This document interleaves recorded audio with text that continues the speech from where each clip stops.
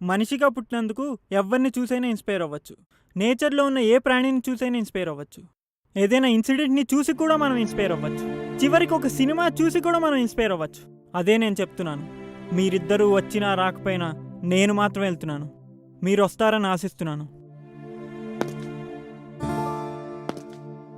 హే గౌతమ్, ఏంటి లంచ్కి వెళ్ళకుండా ఇంకా ఎక్కడే ఉన్నారే? Nothing sir, just discussing. Oh, మన ప్రాజెక్ట్ సక్సెస్ పార్టీ గురించేగా. Plan it perfectly guys.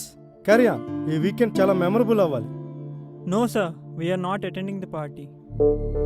We have some other plans. What? We're going for farming. Come to my room.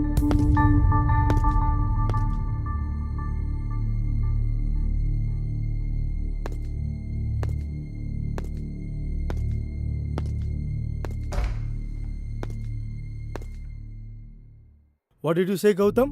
I didn't get you. Sir, I think we all should go to farming, sir. I mean, we had enough parties in our life and we had so many success parties in our office. So, let's change it, sir.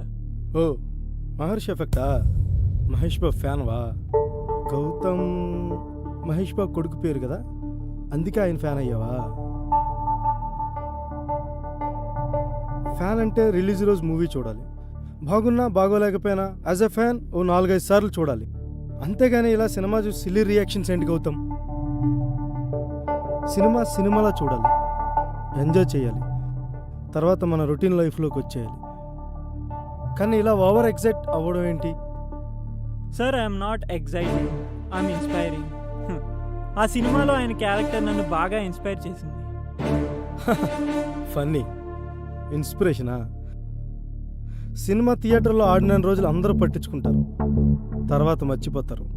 ప్రతి మనిషి తన లైఫ్లో ఎవరో ఒకరిని చూసి inspire అవుతుండాలని చెప్తుంటారు కదా sir. ఒక కలాంని చూసి, ఒక ధోనిని చూసి, లేకపోతే ఎవరైనా మోస్ట్ సక్సెస్ఫుల్ పర్సన్ని చూసి ఇన్స్పైర్ అవ్వాలంటారు కదా సార్. ఒక బుక్ చదివి ఇన్స్పైర్ అవుతుంటారు, ఒక గొప్ప ఉద్యమాన్ని చూసి ఇన్స్పైర్ అవుతుంటారు. అలాంటిది ఒక మంచి సినిమా చూసి ఇన్స్పైర్ అయితే తప్పేంటి సార్? అంటే ఒక సినిమా అంత డీప్గా చేంజ్ అయ్యేలా ఇన్స్పైర్ చేస్తుందంటావా? మరి సినిమాలు చూసి జనాలు చెడిపోతున్నారు కదా సార్. సినిమాల్లో ఉన్న వైలెన్స్ చూసి జనాలు చెడిపోతున్నారు. హీరోయిన్లు వెనకాల పడే హీరో క్యారెక్టరైజేషన్లు చూసి జనాలు చెడిపోతున్నారు. లవ్ స్టోరీలు చూసి యూత్ చెడిపోతున్నారు. ఇంకా ఏవేవో చూసి ఎవరెవరో చెడిపోతున్నారంటూ టీవీల్లో డిబేట్లు పెట్టుకుని అరుస్తుంటారు కదా సార్. మరి అలాంటప్పుడు ఒక మంచి సినిమా చూసి మంచి నిర్ణయాలు తీసుకొని మనం ఒక గొప్ప వ్యక్తిగా ఎందుకు కాకూడదు సార్? ఒక మూవీ ఇన్స్పైరింగ్ ఎందుకు అవ్వదు సార్? ఇప్పటికే చాలామంది ఫార్మింగ్కి వెళ్తున్నారు సార్. స్కూల్లో నుంచి పిల్లల్ని కూడా తీసుకెళ్తున్నారు. హే, ఇదంతా ఈ సినిమా థియేటర్స్లో ఆడినంత వరకే, తర్వాత మామూలే, అందరూ మర్చిపోతారు. ఇలా చేస్తే సినిమాకి ప్రమోషన్ వస్తుంది కానీ జనాల్లో మార్పు రాదు. అలా అయితే ఈ సినిమా ఎన్ని రోజులు ఆడినా తప్పలేదు సార్. దిల్వాలే దుల్హనియా లే జాయేంగే అని ఒక సినిమా బాంబేలో ఒక థియేటర్లో 1005 వీక్స్ ఆడింది సార్. అంటే 20 ఏళ్ళు. ఒక లవ్ స్టోరీయే అన్నాళ్ళు ఆడితే ఇలాంటి ఇన్స్పైరింగ్ మూవీ ఎన్నాళ్ళన్నా తప్పలేదు సార్. 2011లో ఒకసారి థియేటర్ స్ట్రైక్ జరిగితే యాష్ చోప్రా ఆ సినిమా ఆగకుండా ప్రదర్శింపేలా చేశాడు సార్. ఒక లవ్ స్టోరీయే అన్నాళ్ళు ఆడితే ఇలాంటి ఇన్స్పైరింగ్ మూవీ ఎన్నాళ్ళన్నా తప్పలేదు సార్. సెల్ ఫోన్లో భయంకరమైన గేమ్లాడి చెడిపోతున్న పిల్లలకి సెల్ ఫోన్లు ఇచ్చే బదులు ఇలా పొలాలకి తీసుకెళ్ళి మట్టికి దగ్గరగా మంచి మనుషుల్లా పెంచడం బెటర్ కదా సార్. అంటే ఇప్పుడు డైరెక్ట్గా వెళ్ళేసి భూమిని దున్నేసి పంటలు పండించేస్తామన్నమాట. నేను ఇంకా రైతుని కాలేదు సార్. వారానికి ఒకసారి వెళ్తే నేను రైతుని అవుతాను సార్. నెలకొకసారి వెళ్తే ఆ రైతు చేసే వ్యవసాయం గురించి స్పష్టంగా తెలుసుకోగలుగుతాను సార్. కనీసం 3 నెలలకు ఒకసారి వెళ్తే ఏ కాలంలో ఏ పంటలు పండుతాయో తెలుసుకోగలుగుతాను సార్. సంవత్సరానికి ఒక్కసారి వెళ్తే ఆ రైతు పడే కష్టాన్ని తెలుసుకోగలుగుతాను సార్. నేను అసలే వెళ్ళకపోతే నేను మనిషినన్న విషయాన్నే మర్చిపోతాను సార్. సార్, మనం మన జాబ్ చేయకపోతే మన పిల్లలకి అన్నం పెట్టలేం కదా సార్. అదే రైతు తన జాబ్ చేయకపోతే మన అందరికీ అన్నం ఎవరు పెడతారు సార్? పిల్లలకి అన్నం పెట్టే మనం తండ్రి అయితే మనందరికీ అన్నం పండించే రైతు ఏమవుతాడు సార్? తండ్రా? అంతకన్నా ఎక్కువ. మీరే ఆలోచించి చెప్పాలి సార్. నీ మాటలు వినేవాళ్ళు అయితే అందరూ లంచ్కి వెళ్ళుండేవాళ్ళు కాదు. నువ్వు ఒక్కడే వెళ్ళి ఆ పొలాల్లో ఏం చేస్తావు మరి? సార్, ఈ ఆఫీస్ మీరు మొదలుపెట్టినప్పుడు 25 మంది ఎంప్లాయీస్, ఇప్పుడు 1200 మంది. ఇది మీ సక్సెస్ జర్నీ. ఈ వారం నేను ఒక్కడనే, వచ్చే వారం 10 మంది, ఆ తర్వాత వారం ఇంకో 10 మంది.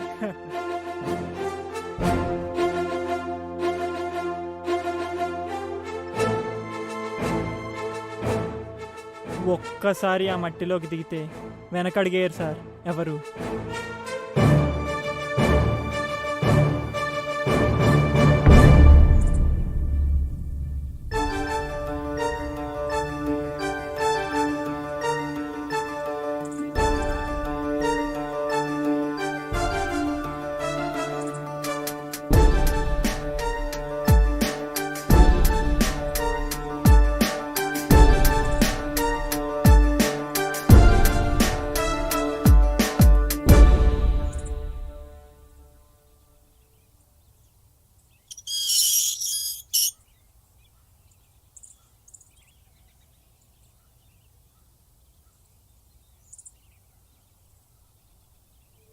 ఎవరు బాబు నువ్వు? సుందరయ్య గారు, ఆ, నేను గౌతమ్, సత్యమూర్తి గారి అబ్బాయిని. అరే బాబు నువ్వా? బాగున్నావు బాబు? ఇలా వచ్చాడు బాబు, భోజనానికి ఇంటికి రావాల్సింది కదా. నేను రావాల్సింది ఇక్కడికే. అంటే నేను మట్టితో అనుబంధం పెంచుకుందామని వచ్చాను. అర్థం కాలేదు బాబు. నేను తినే అన్నం ఎలా పండుతుందో చూడాలని వచ్చాను. అది మీరు ఎలా పండిస్తారో తెలుసుకుందామని వచ్చాను. నేను వ్యవసాయం నేర్చుకోవాలని వచ్చాను. ఏం మాట్లాడుతున్నారు బాబు? ఏసీ రూముల్లో ఇస్త్రీ బట్టలు కట్టుకుని కంప్యూటర్ ఉద్యోగం చేసుకుంటే మీకు ఈ మట్టి పనులు ఎందుకు బాబు? ఏసీలో నుండి వచ్చే గాలి ఈ శరీరానికి చెమట పట్టకుండా చేస్తుందేమో కానీ ఈ పచ్చని పైరుల్లోంచి వచ్చే గాలి శరీరంలో ఉన్న అణువుని చల్లబరుస్తుంది. ఏసీ గదుల్లో కొట్టే రూమ్ ఫ్రెషనర్లు ఈ ముక్కుకు బాగుంటాయేమో కానీ ఈ మట్టిలోంచి వచ్చే స్వచ్ఛమైన వాసన ఆరోగ్యానికి బాగుంటుంది. ప్రకృతి అంటే తల్లి. ఈ కృత్రిమ సౌకర్యాలకు పేరే లేదు. ఇప్పుడే పంట వేశారు? పంట మొక్కజొన్న బాబు. అయినా ఏం పంటలేసి ఏం లాభం బాబు? పండించే పంటకు నీరుండదు, పండిన పంటకు సరైన ధర ఉండదు. రైతుకి అన్ని కష్టాలే బాబు. అయినా మాకు ఇష్టమే బాబు. అయినా మీకు తెలియనివి కాదుగా, సినిమాల్లో చూపిస్తున్నారు, టీవీలో చూపిస్తున్నారు, ఎవరు పట్టించుకుంటున్నారు? సినిమాలు అంటుంటారు కదా బాబు, మాకు సినిమాలు తీయడం తప్ప ఇంకేం తెలియదని. మాకు అలాగే బాబు, వ్యవసాయం తప్ప ఇంకేం తెలియదు. అయినా వాళ్ళు కలాంతల్ని నమ్ముకుంటారు, మేము నేలతల్ని నమ్ముకుంటాం బాబు. ప్రజల్ని ఏమంటాం బాబు? వాళ్ళ కష్టాలు వాళ్ళవి, మా కష్టాలు మావి. ఇవి మీ కష్టాలు కావు. రైతు కష్టం అంటే ప్రతి మనిషికి సంబంధించిన కష్టం. అందరం ఆలోచించాలి. అందరం వ్యవసాయంలో ఒక భాగం కావాలి సార్. సారేట్ బాబు. వ్యవసాయం అన్నిటికంటే ఉత్తమమైన ఉద్యోగం. సరే కానీ నన్ను బాబాయ్ అని పిలు. ఇప్పుడు చెప్పి ఏం చేస్తావో? నీతో పాటు మట్టిలోకి వస్తా. సరే పద.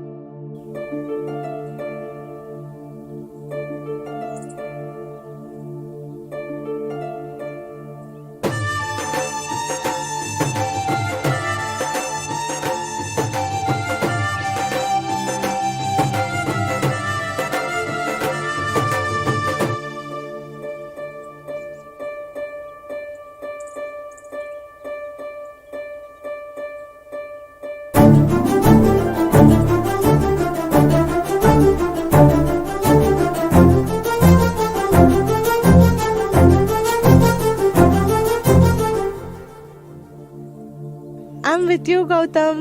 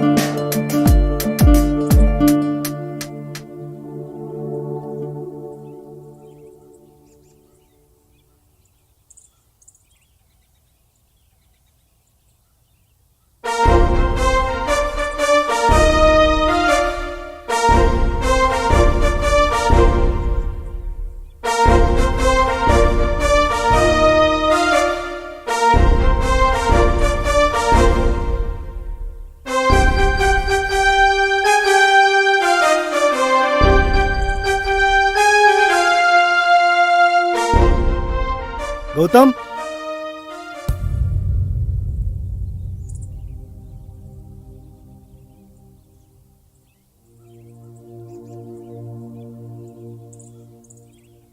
సార్ మీరా?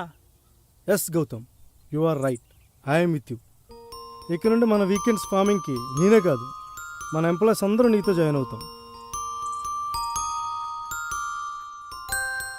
మన ప్రాజెక్ట్ని ఎలా సక్సెస్ చేసావో ఈ వీకెండ్ అగ్రికల్చర్ ఐడియాని నువ్వే లీడ్ చేసి సక్సెస్ చేయాలి. Thank you sir. ఈ రైతు కథ చూశారు కదా, మీకు నచ్చితే లైక్ చేయండి, షేర్ చేయండి, సబ్స్క్రైబ్ చేయండి, కామెంట్ కూడా పెట్టండి.